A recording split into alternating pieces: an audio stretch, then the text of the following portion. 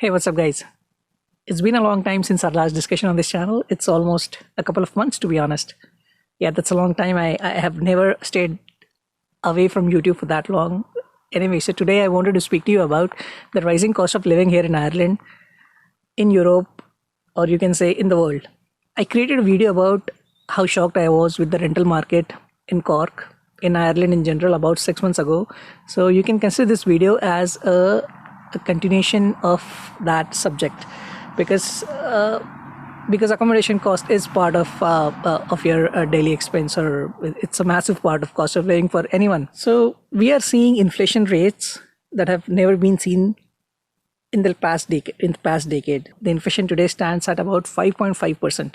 Right? So if 100 euros used to buy this last year, and the same 100 euros are buying you this much this year, so that's what inflation is.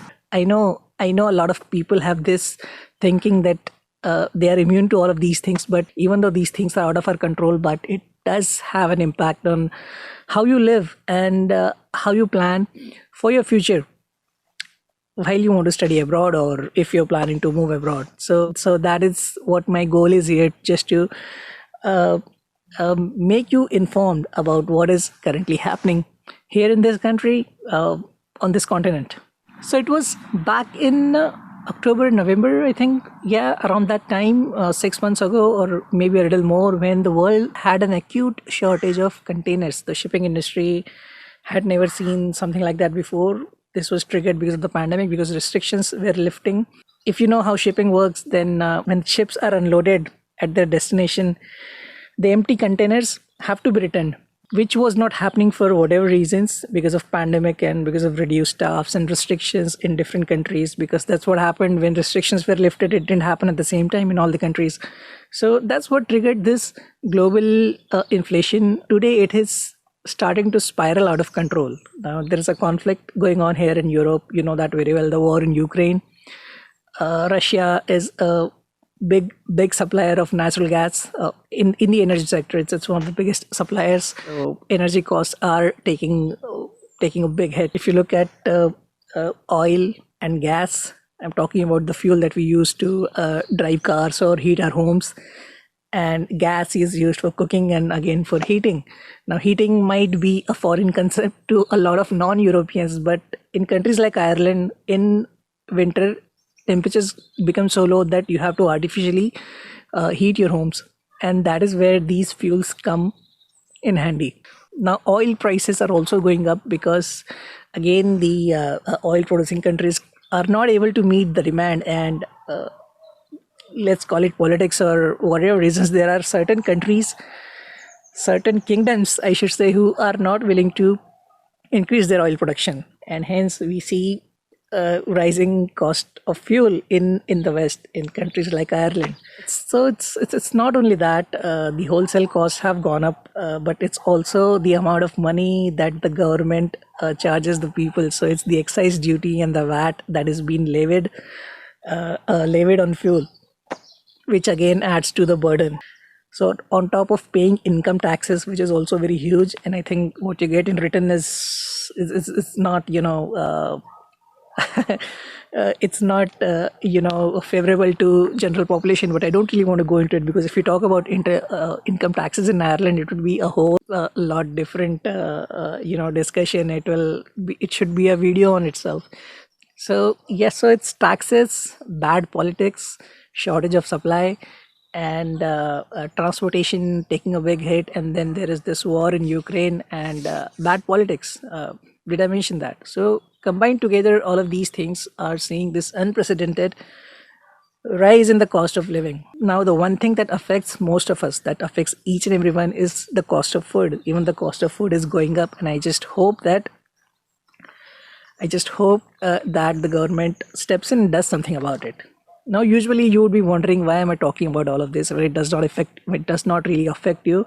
But like I said before, if you are someone who's looking to move abroad, you have to be aware of the environment that the general population in that country lives in, because that is what will determine the quality of life that you're going to get, or you're going to give yourself. Now, personally, what I've seen is when you go for accommodation, when you are looking for accommodation, let's say a sharing accommodation in a shared house with 3 or 4 people, rent would be around 500 plus 600 euros. But nowadays you're seeing 500 plus bills. So these bills are to cover the costs that I've been talking about. So it would be the cost of internet, it would be the cost of electricity, cost of gas. So these things would again cost you 50 to 60 euros in addition to your rent. Now, if you look at this additional expenditure over the entire year and convert that into the currency of your country, you would know why this is serious. Now, let me just give you a little example. In fact, it's getting very dark right now, so maybe I'll just narrate the rest of the video. I'm using the template provided by TU Dublin here and also taking minimum costs. For this example, considering single students living in shared housing. Average rent for a room 550 euros.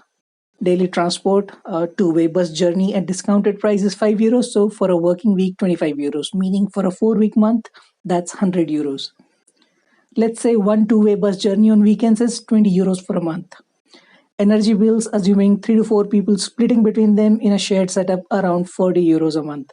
Healthy food for a month, 100 euros. Internet or Wi-Fi in a shared setup, 15 euros.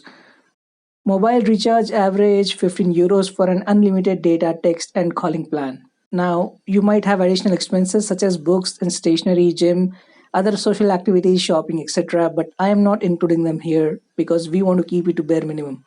Now, let's say you are a student working part time, earning 12.5 euros an hour and 20 hours a week. That's monthly income of 1000 euros. So, this is where we are at. For the second example, assuming a working professional living independently, average rent for one bedroom apartment 1100 euros, keeping the transport cost the same because it's a good indication of average for public transport and own transport. Energy bills average 150 for someone paying by themselves. Food 200 euros, assuming you are not on a budget like students. Again, cheapest SIM plan 15 euros. And like before, I am not considering shopping, social events, gym, sports, dining out, insurance, healthcare, etc. For this example, let's say the annual salary is in the range of is in a better range of 40 to 50,000 euros annually. So after taxes, around 2,500 euros a month. That brings us to this.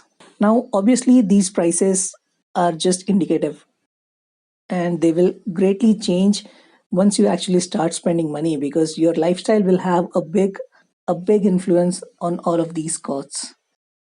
Anyway, I just wanted to give you an example so that you know where to start and I hope it helps you.